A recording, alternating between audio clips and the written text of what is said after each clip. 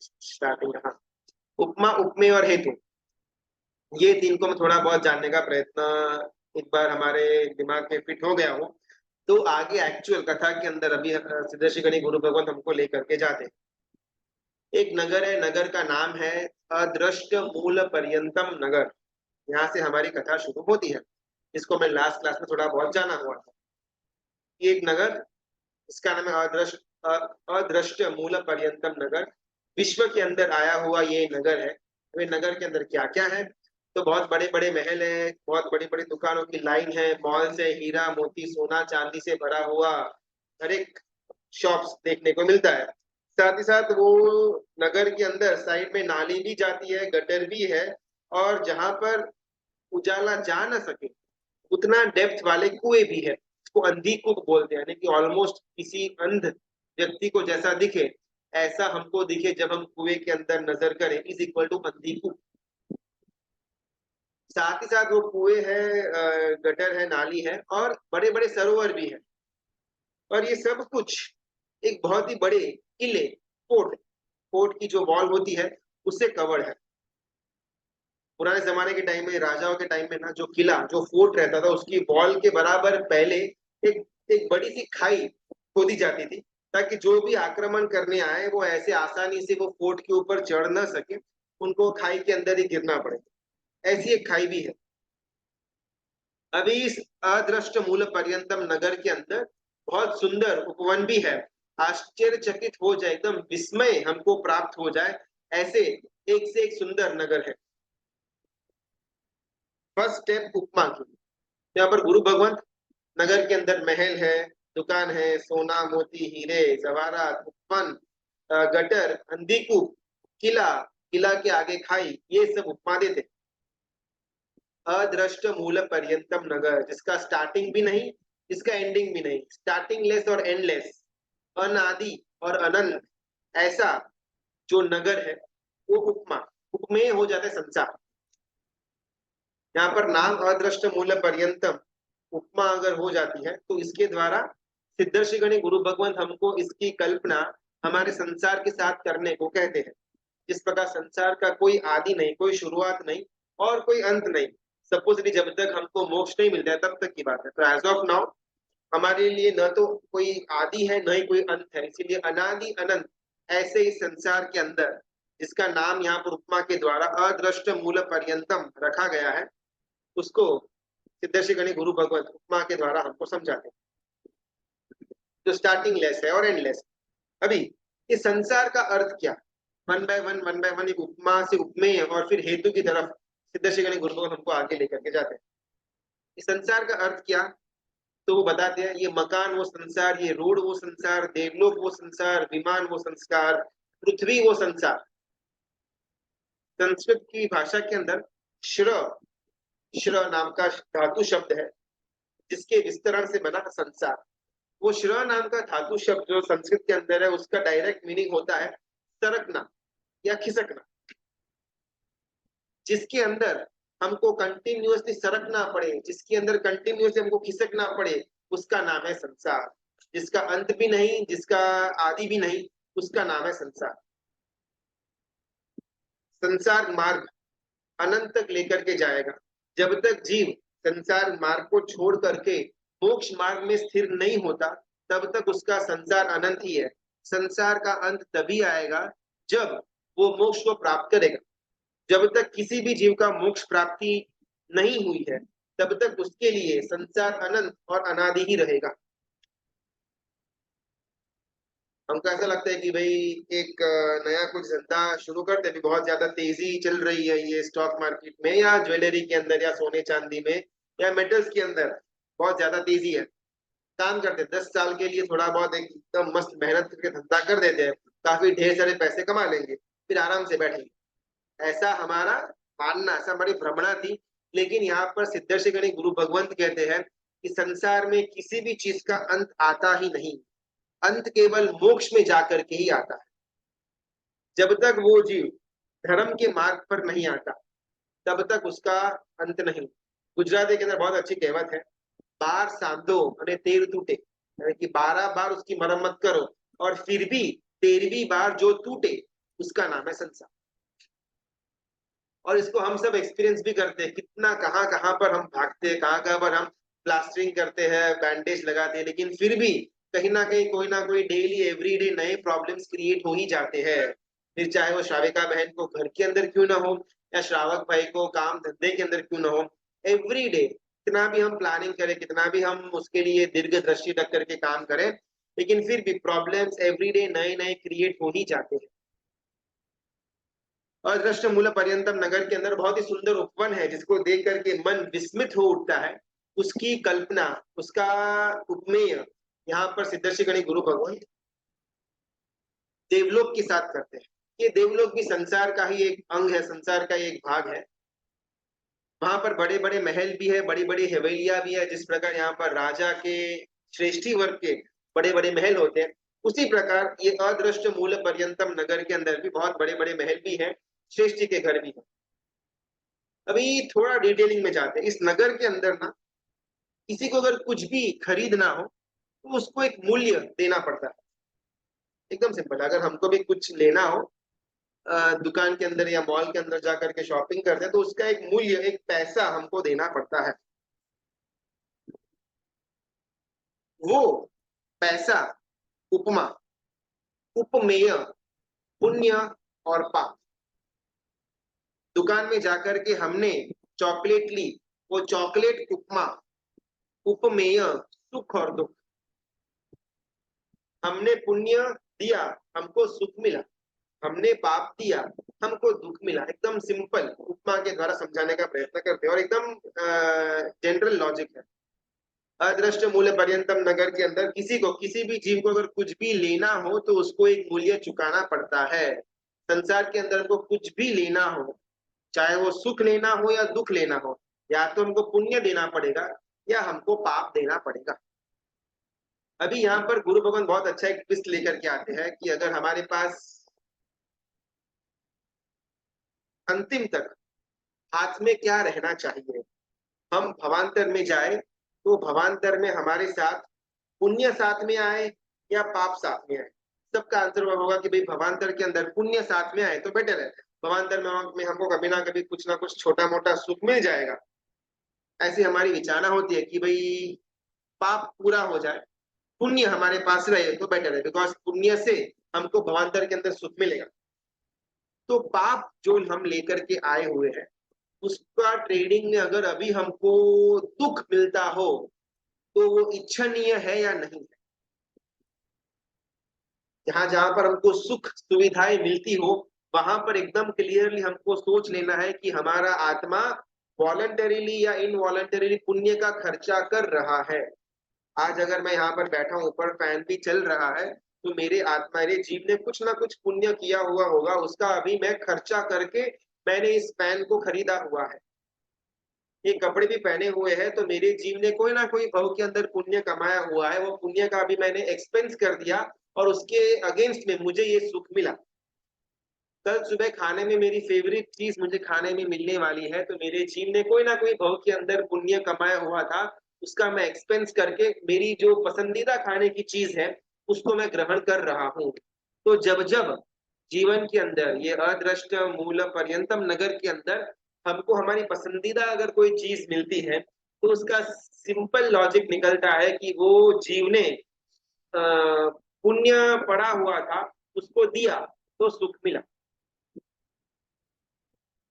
यहाँ पर हमको थोड़ा दृष्टि परिवर्तन करना पड़ेगा। संसार के अंदर जहां जहां पर हमको दुख मिलता है, यार बस अभी तंग आ चुका हूं, अभी ये दुख सहन नहीं हो रहा, वहां पर इजीली हमको इस प्रकार की विचारना लेकर के आना कि एटलीस्ट मेरा पाप तो कम हो रहा है, बिकॉज मेरे पास जो करेंसी होगी उसके हिसाब का ही मुझे दुकानदार देगा। अगर मेरे पास 100 रुपए है तो एक कैडबरी सिल्क ही आ पाएगी, इसमें मैं फेरेरो रोशर नहीं ले पाऊंगा। ये हमारे मन में एकदम क्लियर है। मैं अगर दुकानदार के सामने 100 रुपए रखूं और फेरेरो रोशर लूं या उसको लेने की मैं इच्छा रखूं, और दुकानदार अगर मुझे न दे, तो मुझे कभी मन के अंदर गुस्सा नहीं आएगा, बिकॉज मैं जानता हूं कि भाई इसका एमआरपी 250 रुपए है, मुझे 250 रखना था, मैंने रखा 100, तो कैडबरी सिल्क ही आएगा इस। अगर वहां पर हमारा इतना क्लियर विजन है, तो संसार के अंदर अदृष्ट मूल पर्यंतम नगर के अंदर हमारा कहीं पर कोई मनचाहा इच्छा पूरी नहीं होती तो दुख क्यों? आखिरकार हाथ में 100 रुपए ही थे तो उतना ही तो मिलेगा। अभी हमने इच्छा 250 की रखा 100, फिर दुकानदार 250 का माल हमको 100 में नहीं दे रहा, तो दुख होता है कि भाई मेरे साथ ही ऐसा क्यों, बाकी सब तो फेरेरो रोशर उसको तो देता है, मेरे को सिर्फ नहीं देता। तो हम कभी भी हमारे कमर्शियल बिजनेस के अंदर ऐसा सोचेंगे नहीं, हाँ भी वो नहीं दे पाए तो नहीं मिला। सेम टू सेम संसार के अंदर भी अगर हमको दुख मिलता रहता है तो कहीं ना कि हमारे पाप कर्म हमसे दूर हो रहे हैं, इस बात की हमको तसल्ली होनी चाहिए। Option number 1। सेकंड, अगर मैंने यहाँ पर पाप रखा हुआ है तो अगेंस्ट में मुझे दुख ही तो मिलेगा। अगर मैं पेट्रोल पंप में जाकर के चॉकलेट की मांगनी करूंगा तो नहीं मिलेगा, मुझे पेट्रोल पंप में जाकर के पेट्रोल या डीजल या हवा ही मिलेगी और कुछ भी नहीं मिलेगा। बिकॉज मेरे पास जो करेंसी है उससे अभी मुझे पेट्रोल लेना है। सिमिलरली मेरे पास अभी जो करेंसी है उससे मुझे सुख ही मिल सकता है, या अभी जो करेंसी है उससे मुझे दुख ही मिल सकता है।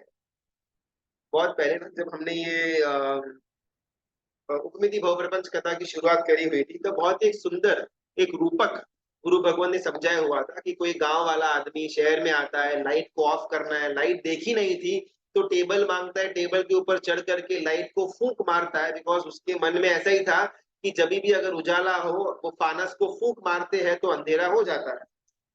लेकिन तब उसका फ्रेंड बोलता है कि भाई ऐसे एक एक चढ़ करके तो लाइटों को फूंक मारेगा तो कुछ होने नहीं वाला, नीचे उतर, यहाँ पर स्विच बोर्ड है, उसको अगर तो दबाएगा ना तो ऑटोमेटिकली अंधेरा हो जाएगा। यहाँ पर ये उपमिति भव प्रपंच कथा हमको स्विच बोर्ड दिखाती है। जहां जहां पर हमको दुख है, दीनता है, एक ईर्ष्या भावना प्रकट होती है, भय है, शौक है, जुगुप्सा है, त्रास उत्पन्न होता है, वहां वहां पर हमको अंतर में ये स्विच बोर्ड ढूंढना।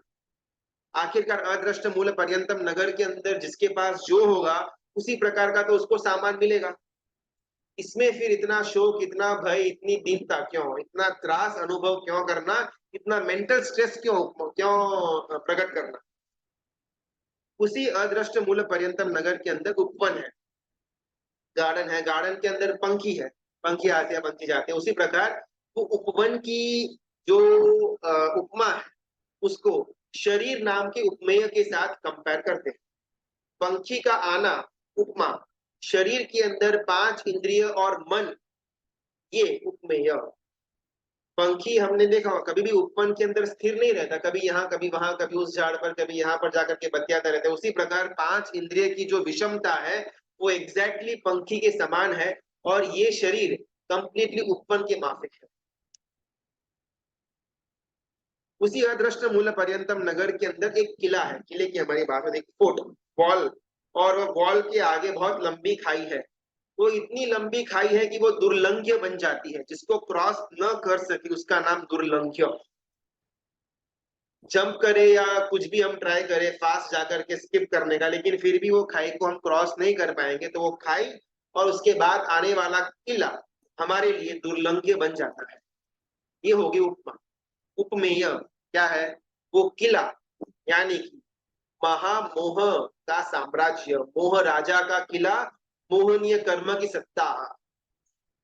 ये किला हमको कभी भी ये अदृष्ट मूल पर्यंतम नगर के बाहर जाने ही नहीं देता। पहले हमारी बात हुई थी कि ये अदृष्ट मूल पर्यंत का कोई मूल, कोई उसकी शुरुआत नहीं है, कोई उसका अंत नहीं, आदि नहीं अंत नहीं। लेकिन अगर फोर्ट की वॉल है तो ऑब्वियसली वॉल के बाहर तो नगर पूरा हो ही जाएगा, बिकॉज ये लगभग 11वीं या 12वीं शताब्दी के अंदर ये ग्रंथ लिखा गया था सिद्ध श्री महाराजा के द्वारा। तो उन्होंने उस समय की उपमा दी हुई है। उस समय हर एक बड़ा नगर ना एक फोर्ट टाइप वॉल से घिरा हुआ था, और उसका स्पेसिफिक टाइम था, रात्रि के अंदर कोई भी नगर के अंदर प्रवेश नहीं कर सकता, तो उसको लॉक करके रखते थे, फिर सुबह सब धंधा वंदा पे निकलने के लिए वो नगर से बाहर आते थे। तो टाइम टाइम पर वो किले के द्वार को खोला जाता था और फिर बंद किया जाता था। लेकिन यहाँ पर ये उपमा होगी, उपमेय के अंदर प्रॉब्लम ये आता है कि हमारा जी इतना टाइम से वो अदृष्ट मूल पर्यंतम नगर के अंदर ही घूम रहा है। वो किला जो अभी दुर्लंघ्य लगता है, लेकिन अगर पुरुषार्थ करे तो उसका लंघन यानी कि उसको क्रॉस करना भी पॉसिबल है।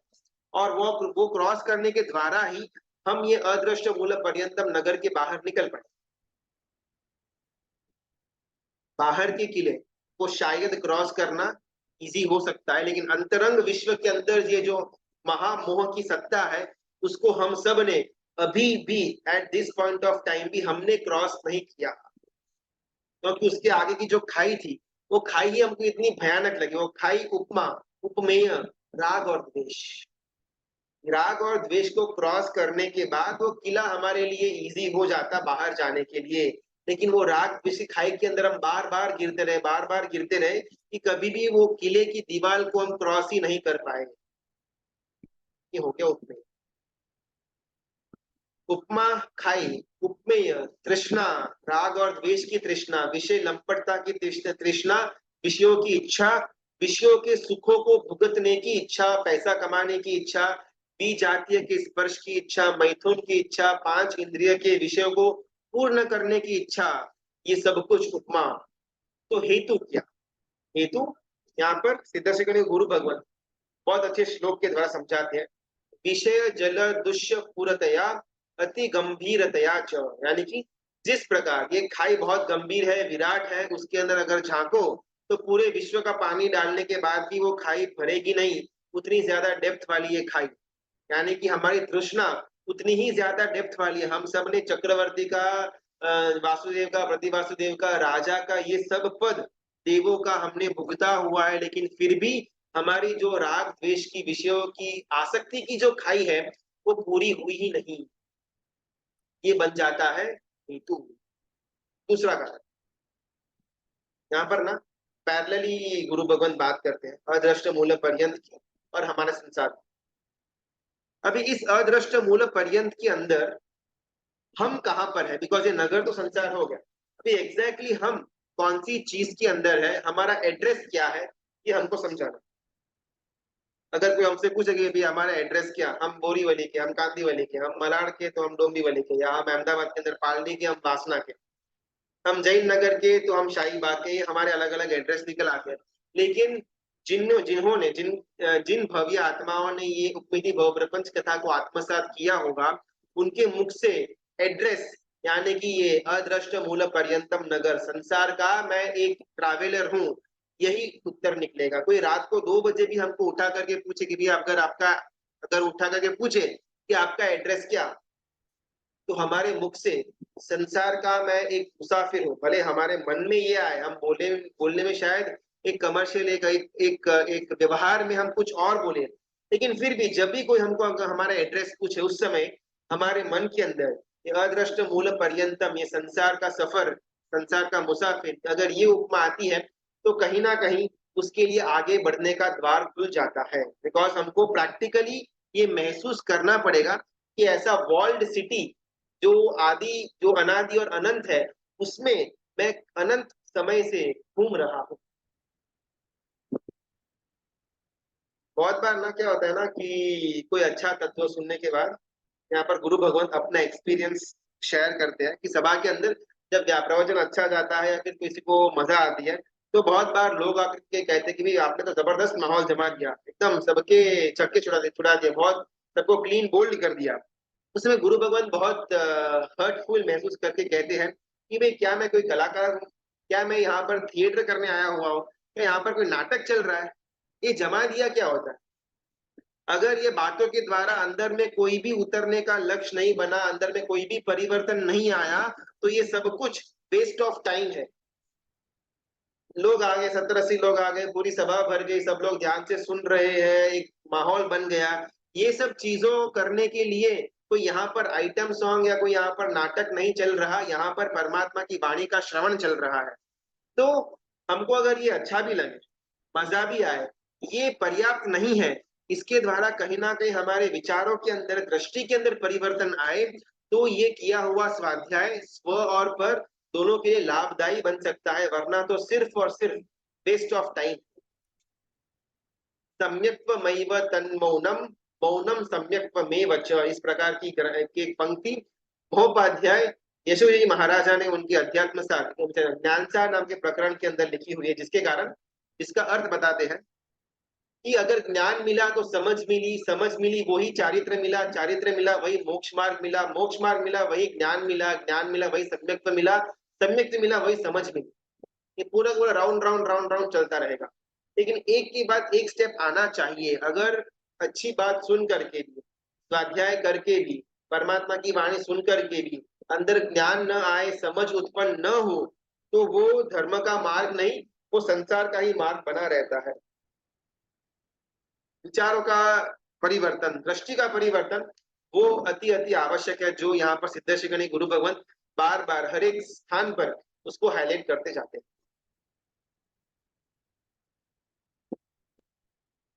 हमारे अंदर शायद परिवर्तन न आ पाए, चलेगा, बिकॉज हर एक जने की शायद वो परिवर्तन लेकर के आने की क्षमता, वो स्थिति होती तो नहीं है। बहुत लोग यहाँ पर गुरु भगवान अपने एक्सपीरियंस से कहते हैं कि भाई प्रवचन में अगर कोई आते हैं तो अगर उनसे पूछते कि भाई आप क्यों आए, तो बहुत इजीली बोल देते कि भाई हम तो ट्रस्टी है, हमको तो आना पड़ेगा। अगर हम लोग ही नहीं आएंगे तो सभा के अंदर, संघ के अंदर नाक कट जाता है कि बहुत बड़े आडंबर से गुरु भगवान को ला करके बिठा तो दिया, फिर वो सारे के सारे ट्रस्टी गायब है। तो कहीं ना कहीं लज्जा के कारण या टाइम पास करने के कारण घर पे बैठे रहते हैं, बच्चे हमको तंग करते हैं, यहाँ पर प्रवचन हॉल में आकर के 1 1.5 घंटा बैठते हैं, थोड़ा अच्छा लगता है, मजा आता है। तो गुरु भगवान कहते हैं कि भले आप कोई भी हल्का आलम्बन से यहाँ पर आए ना, वो काफी है, लेकिन यहाँ पर आने के बाद अगर एक भी विचार बदलता भी है, वो बहुत बड़ा प्लस है। आत्मा का हित करना वो एकमात्र लक्ष्य है उपमिति भवप्रपंच कथा का। वापिस अदृष्ट मूल पर्यंतम नगर के अंदर, संसार नाम का नगर, अदृष्ट मूल पर्यंत, इसमें हम कहाँ पर है, उससे भी ज्यादा महत्व का कि उसमें मैं कौन हूँ, हम कौन है उस नगर के अंदर। हम राजा है, हम श्रेष्ठी है, हम उपवन है, हम झाड़ है, हम सरोवर है, हम खाई है, या फिर हम पक्षी है, हम है कौन उसके अंदर।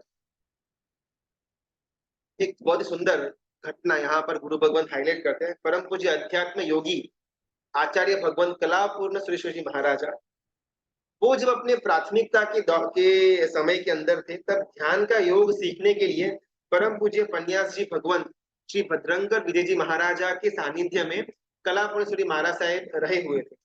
बिकॉज ध्यान के क्षेत्र के अंदर उस समय में जो सबसे टॉप का नाम आता था, वो पन्यास जी भगवंत भद्रंकर विजय जी महाराजा का था।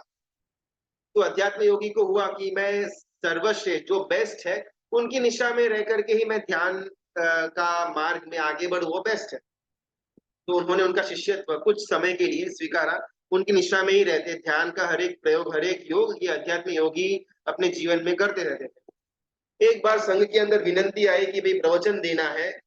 पन्यासी भगवंत ने अध्यात्म योगी को आदेश दिया कि आज अगर आपको अनुकूलता हो तो आप जाकर के प्रवचन लीजिए। अध्यात्म योगी कलापुर श्री महाराज साहब ने तो उनके वचनों को तहत्ती करके गए नीचे हॉल के अंदर, प्रवचन लिया। बहुत ही सुंदर, एकदम तत्व से पूरा लथपथ उन्होंने प्रवचन दिया। वो प्रवचन ये पन्यासी भगवंत भी सुन रहे थे।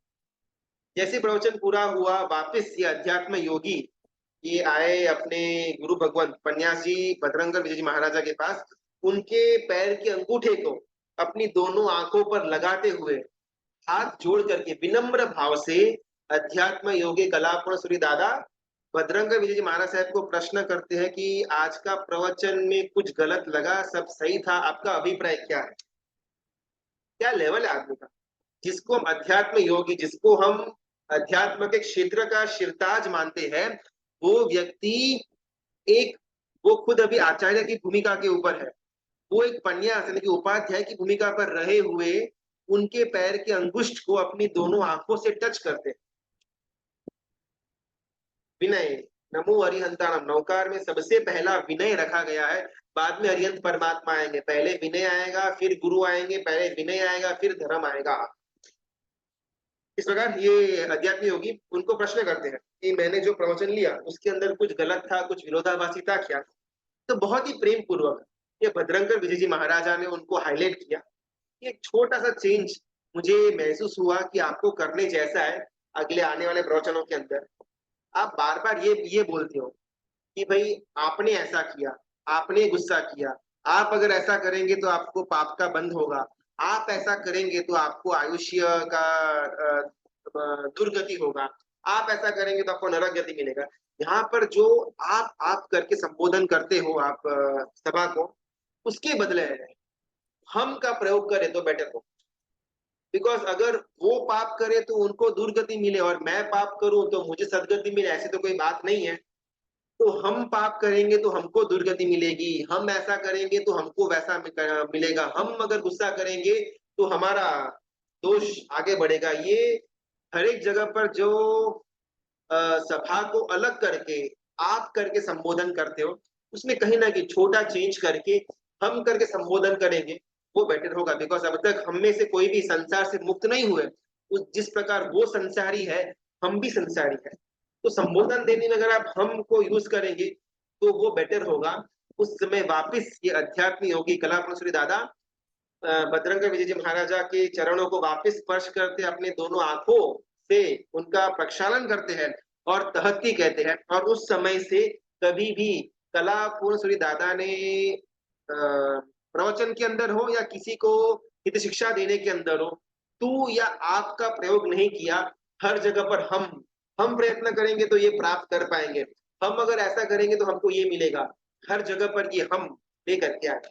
सिमिलरली यहाँ पर सिद्ध शिखणी गुरु भगवंत भी मैं कौन हूँ उसका इंफॉर्मेशन हमको देते हैं। आप कौन है ऐसी बात नहीं, हम सब कौन है, हम कौन है उससे भी बेटर मैं कौन हूँ इस अदृष्ट मूल्य पर्यंतम नगर के अंदर, उसकी बात करते हैं। तो बात आती है कि मेरा नाम, यानी कि यहाँ पर सिद्ध शिखणी गुरु भगवंत कहते हैं कि मेरा नाम इस अदृष्ट मूल्य पर्यंतम नगर के अंदर निष्पुण्य नाम का एक व्यक्ति है जो मैं हूं। और वो व्यक्ति कौन है? तो व्यक्ति है द्रमक। द्रमक यानी कि शास्त्रीय भाषा के अंदर भिखारी, उसको द्रमक बुलाया जाता है। अदृष्ट मूल पर्यंतम नाम का नगर। स्टेप स्टेप ये सिद्ध शिखणी गुरु भगवत उपमा के अंदर आगे बढ़ते हैं। वन है, उपवन है, किले है, खाई है, सरोवर है, झील है, गटर है, कुआ है, पंछी है, और ये सब कुछ अलग अलग लोगों से भरा हुआ भी है। उस नगर के अंदर मैं निष्पुण्य नाम का द्रमक हूं, निष्पुण्य नाम का मैं भिखारी हूं। और इतना मेरा बुरा हाल है कि कोई भी मुझे देखे तो उसको मन के अंदर जुगुप्सा यानी कि घृणा, एक नापसंदगी का भाव उत्पन्न हो। उसके लिए बहुत ही सुंदर यहाँ पर काव्य सिद्ध शिखणी गुरु भगवान ने रखा हुआ है। धूली धू सर सर्वांग, यानी कि सर्व अंग के ऊपर धूल जमी हुई है, इस प्रकार का मैं निष्पुण्य नाम का द्रमक हूं। यहाँ पर बीभत्स दर्शन नाम का शब्द का प्रयोग करते हैं कि देखने से ही मन के अंदर एकदम एक खट्टा भाव, अरे कौन ये पागल आदमी सामने आ गया, ऐसा भाव किसी को भी मन के अंदर उत्पन्न हो, उस प्रकार का आदमी मैं हूं। यहाँ पर सिद्ध शिखणी गुरु भगवंत खुद को ऐसी उपमा देते हैं। शरीर के ऊपर कपड़े के नाम पर बस फटा हुआ चिथड़ा पड़ा हुआ है, जिसको कपड़ा नहीं कह पाएंगे। कपड़ा पूरा होता है, थोड़ा बहुत फटा हुआ होता है, लेकिन सिर्फ 2 या 3 पट्टे अगर शरीर के ऊपर लिपेटे हुए हो तो उसको कपड़ा नहीं बोलते, उसको फटे हाल बोलते हैं। तो वैसे कपड़े मैंने पहने हुए, मेरा पेट इतना बड़ा है और मेरा शरीर पूरा का पूरा दुर्बल हो चुका है, बिकॉज मुझे खाना बहुत सारे समय से नहीं मिला हुआ, और जब भी जो कुछ भी मिला उसको उस प्रकार खाया कि पेट फूलता गया और हाथ और पैर एकदम दुबले पड़ते गए। और मेरे पीछे कौन पड़ा है? तो मेरा इतना जुगुप्सनीय चेहरा है, देखने को अभी किसी को मन नहीं होता। बीभत्स दर्शन जिसको नाम दिया गया है। मेरा पेट बड़ा है, हाथ पैर दुबले हैं, फटे कपड़े हैं। इसके लिए उस नगर में जो बहुत ही मस्तीखोर लड़के होते हैं, छोटे बच्चे, जिनको हम ऑलमोस्ट बाल गुंडा कह सकते हैं, उस प्रकार के बाल गुंडे मेरे पीछे पड़े हुए, और मेरे शरीर में बहुत सारे अलग अलग प्रकार के रोग भी घुसे हुए हैं। पहला रोग है जिसका नाम है उन्माद यानी कि पागलपन। दूसरा प्रकार का रोग है ज्वर यानी कि बुखार। तीसरा प्रकार का रोग आता है कंडू यानी कि खाज, एक्जिमा, खुजली आना। चौथा प्रकार का रोग शूल, जो त्रिशूल होता है, वो त्रिशूल 2-3 वाला होता है। सिंगल जो भाला होता है उसको शूल बोलते हैं, लेकिन ये द्रव्य रूपी शूल नहीं है। अंदर हृदय के अंदर उस प्रकार की वेदना होती है कि मानो साक्षात किसी ने शूल को हृदय के अंदर डाल दिया हुआ हो, और फिर वो जो वेदना हो, उस प्रकार की वेदना मैं पल पल अनुभव करता हूँ। और छठा और आखिरी रोग, गलत उनट, यानी कि लेप्रेसी, मेरे उंगली, हाथ की उंगलियां, पैर की उंगलियां जो है वो गल चुकी है, गल रही है, और प्रतिक्षण उसमें से परु, व्हाइट कलर का पस बाहर निकल रहा। ये सारे के सारे रोग मेरे अंदर आ चुके हैं। और यहाँ पर सिद्ध सिंह गणेश गुरु भगवंत निवास सर्व रोगाणाम, ऐसा नाम अपने आप को देते हैं कि सर्व रोगों का निवास स्थान जहां पर हो, वैसा निष्पुण्य नाम का द्रमक, ऐसा मैं उस अदृष्ट मूल पर्यंतम नगर के अंदर घूम रहा हूँ। अभी दूसरा प्रश्न कि ऐसा घिरा हुआ आदमी मैं हूं, तो मेरे मन के अंदर क्या चल रहा है? तो कहते हैं कि मेरे मन के अंदर इच्छाएं चल रही है, कुविकल्प चल रहे हैं। मैं यहाँ पर जाऊंगा तो ऐसा मुझे मिलेगा, मैं वहां पर जाऊंगा तो मुझे वैसा मिलेगा, महल में जाऊंगा तो 56 भोग मिलेंगे, हवेली के अंदर जाऊंगा तो मिष्ठान फरसान मिलेगा भीख मांगने के लिए। और थर्ड प्रश्न, वहां पर मिलता क्या है? मैं वहां पर जाऊंगा, मुझे गुलाब जामुन मिलेंगे, मुझे मिष्ठान मिलेगा, मुझे पकवान मिलेगा, ऐसी मेरी इच्छा थी। लेकिन वहां पर जाने के बाद मुझे जूठा अन्न का एक दाना भी नहीं मिलता। लाइन से 10 बड़ी बड़ी हवेली, 10 बड़े बड़े घर में, हर एक जगह पर जाकर के मेरे पास जो फूटी हुई मटकी का जो एक छोटा सा पीस होता है, उसको लेकर के मैं घर घर घूम रहा हूँ। एक घर ने दरवाजा खोला, लात मार करके मेरा रूप देख करके मुझे बाहर भगा दिया। सेकंड घर के पास जाकर के मैं खड़ा रहा तो उन्होंने गालियां दे करके मेरा मुंह के ऊपर दरवाजा बंद कर दिया। तीसरे घर में गया तो छोटे बच्चों ने मुझे हंसी मजाक का पात्र बना दिया। चौथे घर के अंदर गया तो वहां पर लोगों ने बराबर बैट से मुझे धो डाला कि कैसे अब शुकन्याल का दर्शन हुआ। ऐसे करते हुए 10 घर में गया, एक भी जगह में से एक भी चीज मुझे नहीं मिली। छठा घर में गया तो वहां पर जो खाना पक रहा था उसमें जो गरम लकड़ी थी, वो लकड़ी को निकाल करके मेरे पीछे भागने को दौड़ा।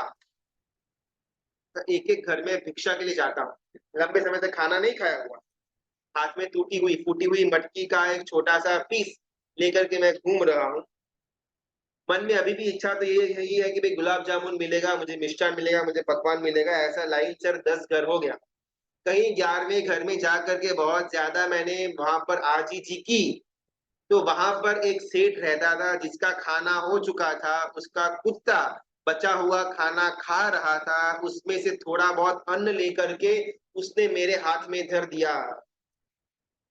हम तो शायद वो अन्न को अन्न भी न कहे, उस प्रकार का अन्न उस सेठ ने मुझ पर तरस खा करके नहीं, लेकिन मुझको घर से दूर भगाने के लिए मेरे हाथ में कुत्ते की थाली में से अन्न को लेकर के मेरे हाथ में मटकी के टुकड़े के अंदर रख लिया।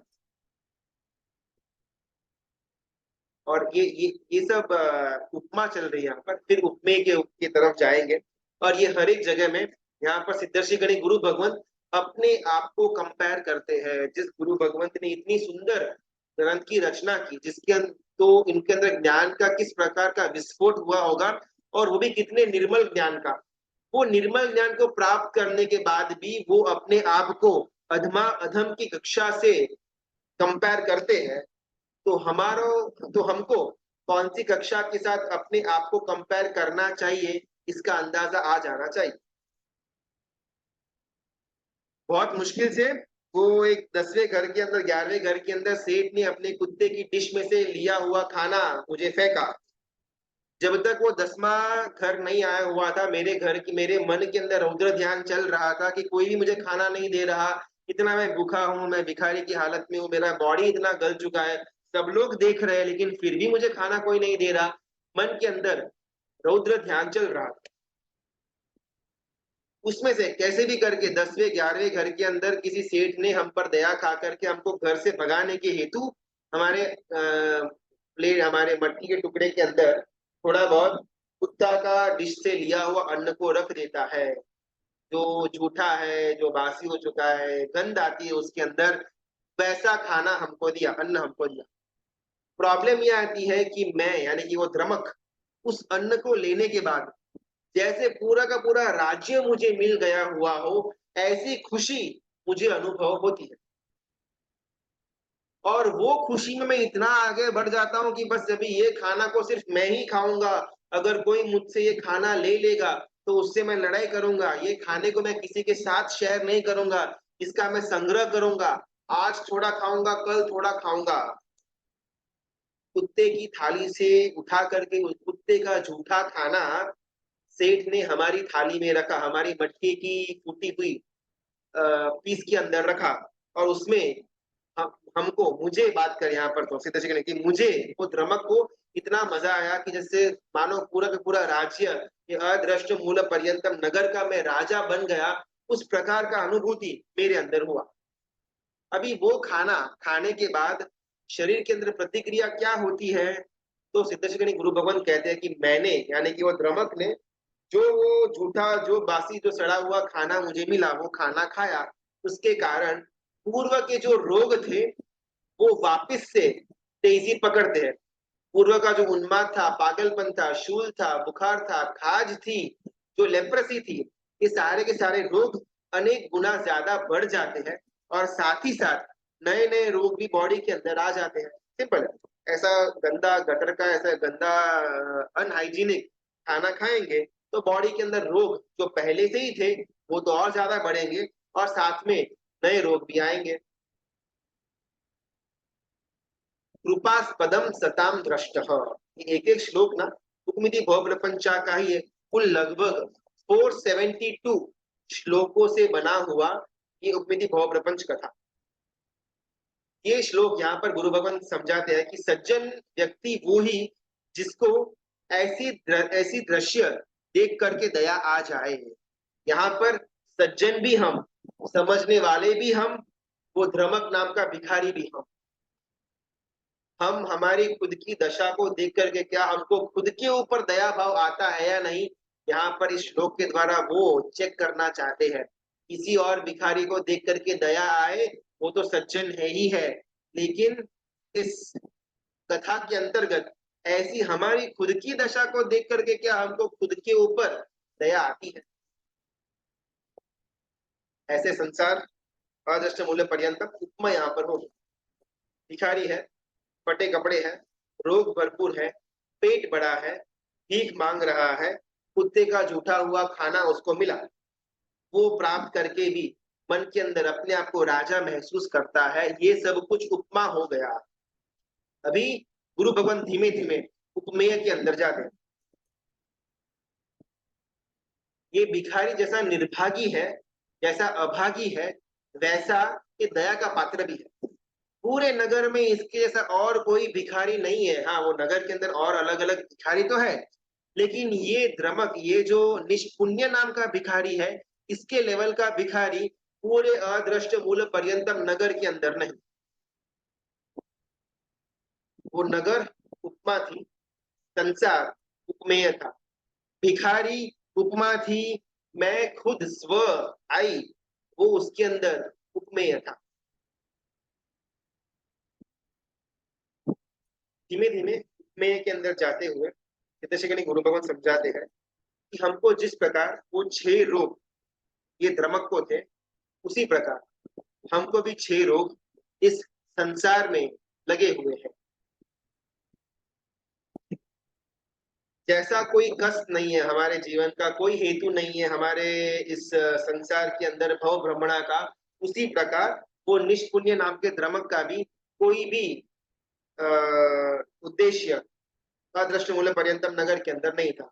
जिस प्रकार उसके कई कपड़े पूरी तरह से फटे हाल हो चुके थे, उसी प्रकार संसार के अंदर हम जिसको अपना कह पाए ऐसा एक भी वस्तु नहीं।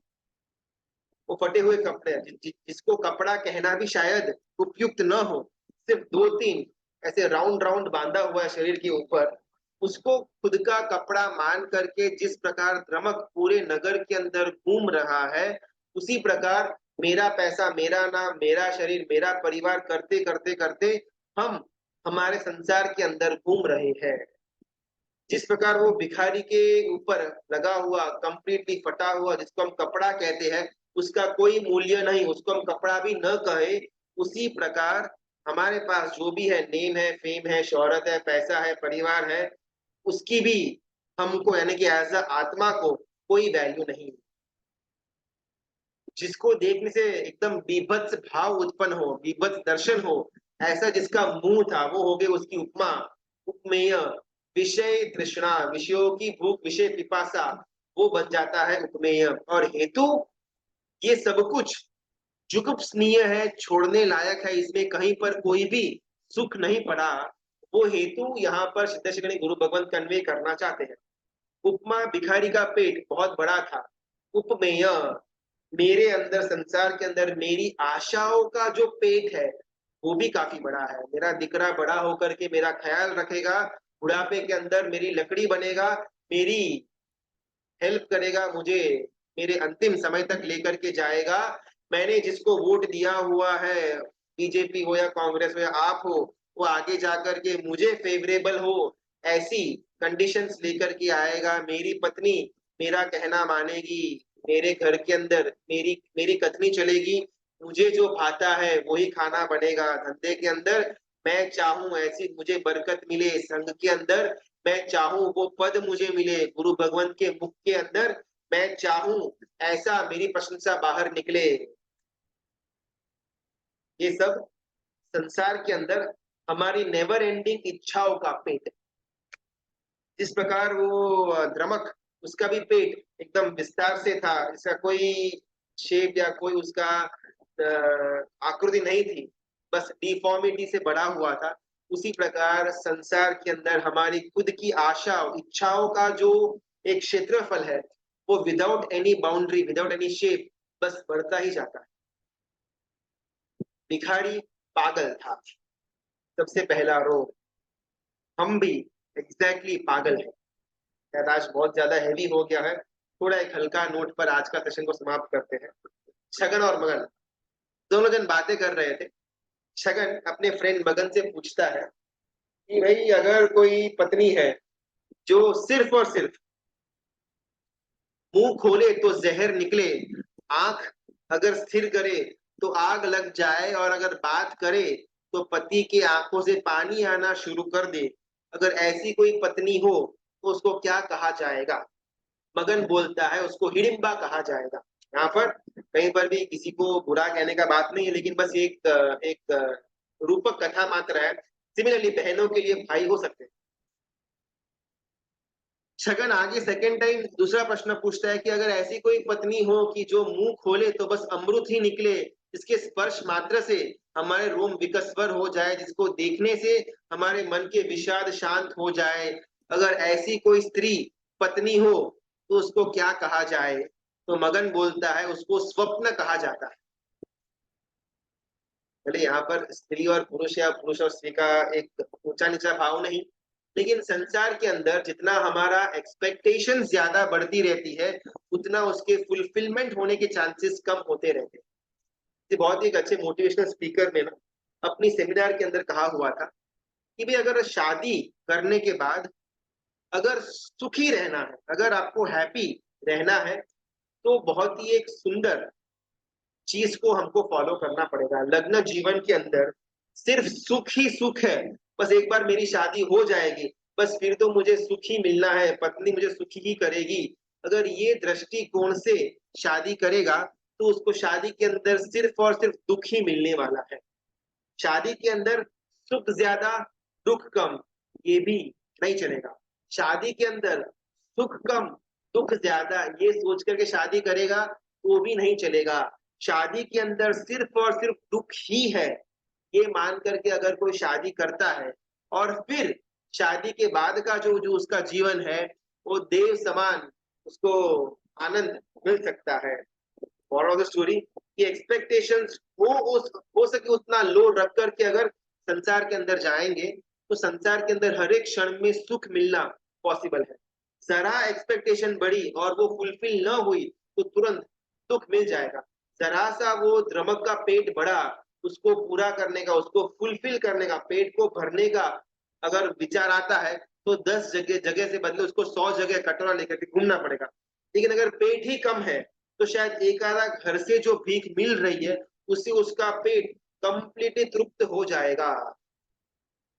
यहाँ पर ये तो बस एक रूपक है, दृष्टमूलक पर्यंत का, लेकिन इस नगर के अंदर वन बाय वन क्रमक आगे बढ़ता है और किस प्रकार उसके साथ अलग अलग घटनाएं होती है, उसको हम कल के क्लास में जानने का प्रयत्न करेंगे। अभी अगर कुछ प्रश्न है तो हम फटाफट ले लेते हैं।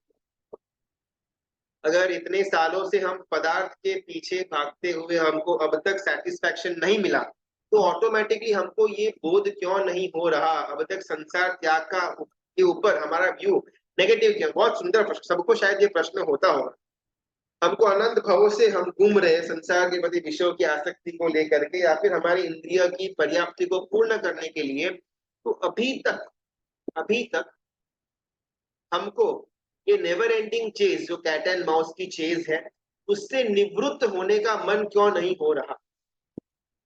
यहाँ पर ना बहुत ही सुंदर काम, ये हमारे मोहनीय कर्म, सुंदर तो नहीं लेकिन बहुत ही घृणास्पद काम मोहनीय कर्म हमारे ऊपर कर देता है।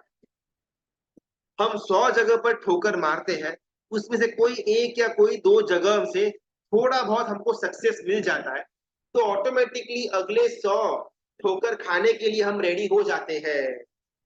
एक बार शादी की, ठोकर खाई, फिर ऑटोमेटिकली सेकंड शादी करने के लिए हम रेडी हो जाते हैं।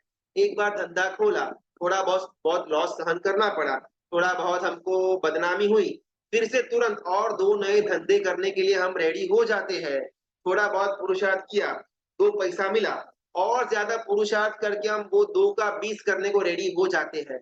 ये ना बहुत ही सुंदर, बहुत ही भयानक, ये पूरा का पूरा जाल मोहनीय कर्म ने रच करके रखा हुआ है।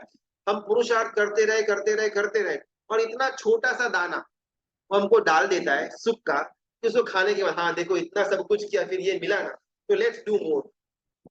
बस ये एक हमारी दृष्टि के अंदर चेंज नहीं आ पाता, जिसके कारण अनंत काल से, अनादि काल से और अनंत काल तक हम ये पदार्थ की भूख के पीछे घूमते रहेंगे और इससे हमारी तृप्ति होने वाली नहीं है, लेकिन फिर भी हम घूमते रहेंगे। जैसे नमक की बात हुई, लगभग 10वें या 11वें घर में जाकर के उसको कुत्ते की का जो खाना था उसका झूठा खाना वो द्रमक को मिला, इन वो हमको मिला, लेकिन फिर भी सेकेंड डे हम वापिस वही टूटा हुआ मटकी का पीस लेकर के और नए 10 घरों में जाएंगे, यही आशा के साथ कि आज भी मुझे कुछ ना कुछ खाने का सामान मिल जाएगा। प्रॉब्लम कहाँ पर आई थी? वो पहले दिन जो कुत्ते का झूठा हुआ खाना मिला, उसके बाद मन के अंदर हमको ये इच्छा, ये विचार आया कि भाई मैंने तो पूरा राज्य प्राप्त कर लिया, मैं तो राजा बन गया, इतना सारा सुंदर खाना मुझे मिला हुआ है, हमने विचार लाया ना, वो हमको अगले दिन और नए 10 घरों में भीख मांगने के लिए रेडी कर देता है। अगर सोचा हुआ होगा पहले दिन ही कि भाई तो कुत्ते का झूठा खाना है, भूख लगी है, मालूम है कुछ ना कुछ तो खाना पड़ेगा, खाना खाए बिना शरीर चल नहीं पाएगा, तो भाई ये मजा तो नहीं आ रहा, छोटा मोटा जितना भी साइड में कुछ अच्छा अच्छा भाग दिख रहा है उसको खा करके मेरा निर्वाह करता हूँ, अगर ये विचार आएगा तो शायद अगले दिन हमारा खाने के प्रति जो एक खाना प्राप्त करने के प्रति जो एक आकर्षण है वो कम हो जाएगा। लेकिन कुत्ते का झूठा हुआ खाना भी जो हमको मिला हुआ है वो प्राप्त करके भी हमारे मन के अंदर मैं तो राजा बन गया, हमको कुछ 2 5 25 लाख मिल गए, हाँ हाँ मैं तो बस सर्वश्रेष्ठ हूँ, हमारे पूरे परिवार के अंदर मेरे जैसा पैसा किसी के पास नहीं है, पूरा परिवार हमारा भिखारियों का पड़ा हुआ है, किसी एक को भीख मिली तो भी क्या, किसी एक को भीख न मिली तो भी क्या। जैसे जैसे हम आगे जाएंगे कहीं ना कहीं संसार के प्रति जो आकर्षण है उसमें गिरावट आएगी। हम सब चोर है, हाँ ठीक है, हम सब चोर है, ऐसा लास्ट क्लास के अंदर सिद्धेश्वरी गुरु भगवंत ने हमको समझाने का प्रयत्न किया हुआ था शास्त्र के द्वारा। चोर और चोरी, इसका भौतिकता के अंदर डेफिनेशन ये आता है कि जो दूसरे का है उसको खुद का मानना। ये फोन किसी और का है, ये फोन को मैं मेरा मान करके ले जाऊं तो मैं चोर, ये पैसा किसी और का है उसका मैं ग्रहण करके मैं मेरे साथ ले जाऊं तो मैं चोर। सिमिलरली संसार के अंदर ये मेरा, ये शरीर मेरा, ये गाड़ी मेरी, ये पैसा मेरा, ये परिवार मेरा, जो हम मेरा मेरा करके मानते हैं, एक्चुअल में हम चोर है, बिकॉज हमारे आत्मा का तो ये कुछ भी नहीं है, चाहे वो नाम हो या शरीर हो, 70 80 साल के लिए हमको मिला हुआ यहाँ पर छोड़ करके चले जाना। हाँ यूज करने के लिए हम इसका उपयोग करें वो चलेगा, लेकिन इसके अंदर ममत्व, मेरे पने की भावना जो हम क्रिएट करते हैं दैट इंडिकेट्स कि पर द्रव्य के अंदर स्व की बुद्धि हमने जागृत की। ये सब किसी और का है, ये सब पुद्गल किसी और के है, ये मेरे नहीं है, लेकिन मैंने इसको मेरा माना तो मैं चोर। कैन वी गेट ईच सूत्र विथ मीनिंग? हाँ, जो सूत्र अर्थ का छोटा सा शुरुआत करी हुई थी, लेकिन ये उपमिति शुरू करने के बाद थोड़ी साइड में रह गई है, उसको उचित समय पर वापस हम रिस्टार्ट करेंगे। एक्सपेक्टेशंस बिना वाला मन क्या राग द्वेष रहित अवस्था है? बिल्कुल। देखो प्रॉब्लम क्या है ना, अगर हम एक्सपेक्ट किया, अगर मैंने एक्सपेक्ट किया कि भाई मेरी पत्नी कल सुबह खाने के अंदर मुझे गरम गरम इडली डोसा दे, ये मैंने एक्सपेक्ट किया। अभी क्या होगा ना, अगर ये विश फुलफिल होती है, मन के अंदर राग, पत्नी के लिए राग, खाने के लिए रखा, हाँ 2 दिन से सोच रहा था कि भाई इडली डोसा खाना है, आज आ ही गया, मजा आ जाएगा, थैंक यू बहुत सुंदर बनाया हुआ है, राग उत्पन्न हो गया। अगर एक्सपेक्ट रखा है कि भाई इडली डोसा मुझे मिले, और कल सुबह अगर पोहा आ जाता है, मन के अंदर कितना दिन से बोल रहा हूँ इडली डोसा बनाने का है, क्या ये पोहा रोज रोज नहीं भाता है भाई मेरे को, ये द्वेष हो गया। पोहा के लिए भी द्वेष, और जिस श्राविका ने मुझे ये बना करके दिया हुआ है उसके ऊपर भी द्वेष हो जाएगा। अभी अगर मैंने एक्सपेक्टेशंस ही नहीं रखा, हाँ भी भूख लगी है, जो कुछ भी खाने को मिल जाए चलेगा, अगर मेरा ऐसा आउटलुक है, तो वहां पर पोहा आएगा वो भी चलेगा, इडली और डोसा आएगा वो भी चलेगा, मुझे उसके अंदर राग और द्वेष होने के चांसेस कम है। हाँ फिर भी राग द्वेष होगा, पोहा बहुत ज्यादा पसंद है और पोहा यार आपको मजा आ जाएगा, लेकिन फिर भी उसके अंदर जो लेवल होगा राग और द्वेष का वो कम होगा। 2 दिन से हमने बोल करके रखा हुआ है कि भाई आज इडली डोसा खाना है, और फिर अगर हमारे सामने इडली डोसा आ जाता है, उस समय तो एकदम हम पागल बहावरे बन जाएंगे। लेकिन सोचा ही नहीं है, कहीं पर हमने व्यक्त ही नहीं किया कि भाई हमको ये खाना है, और वो आ गया तो ठीक है भाई, भात है थोड़ा 2-3 एक्स्ट्रा खाएंगे, बाकी बहुत ज्यादा हम बहावरे नहीं बन जाएंगे। तो एक्सपेक्टेशंस अगर हमारी कम होगी, एक्सपेक्टेशंस नहीं होगी, तो कहीं ना कहीं राग द्वेष की जो लेवल कम करना है, वहां तक हम पहुंच पाएंगे। आज का ये हमारा द्रमक की कथा को यहीं पर हम पॉज करते हैं। पितरा की आज्ञा विरुद्ध कुछ भी बोला हो तो मिच्छामि दुग्धम वापस से रिमाइंड, जिस प्रकार सीताश्री गुरु भगवंत ने बोला कि ये उपमिति भवप्रपंच कथा का स्वाध्याय सिर्फ सज्जन व्यक्तियों के लिए है। भिखारी अगर सामने भीख मांगे हमसे 2 बार 4 बार, फिर हम उसको 10 रुपया दे, तो हम दुर्जन। भिखारी हमारे सामने हाथ न फैलाए और फिर भी हम जाकर के उसको 10 रुपया दे, तो हम सज्जन। बार बार अनुकरण करने की बात करनी पड़े और फिर हम चेंज लेकर के आए, तो हम दुर्जन। बार बार बात न किए बिना सिर्फ एक हेतु समझ करके हमारे अंदर परिवर्तन आ जाए, तो हम सज्जन। खास करके ये स्वाध्याय सज्जन व्यक्तियों के लिए है, ऐसा उनके रचयिता सिद्धेश्वरी गुरु भगवत हमको बताते हैं। तो सब कहीं ना कहीं थोड़ी सज्जनता की ओर, अनुकरण की ओर, परिवर्तन की ओर, दृष्टि में चेंज की ओर हम आगे बढ़े, ऐसी हमारी शुभकामना। कल वापस 9:15 बजे हम इसको आगे लेकर के जाएंगे। धन्यवाद, प्रणाम।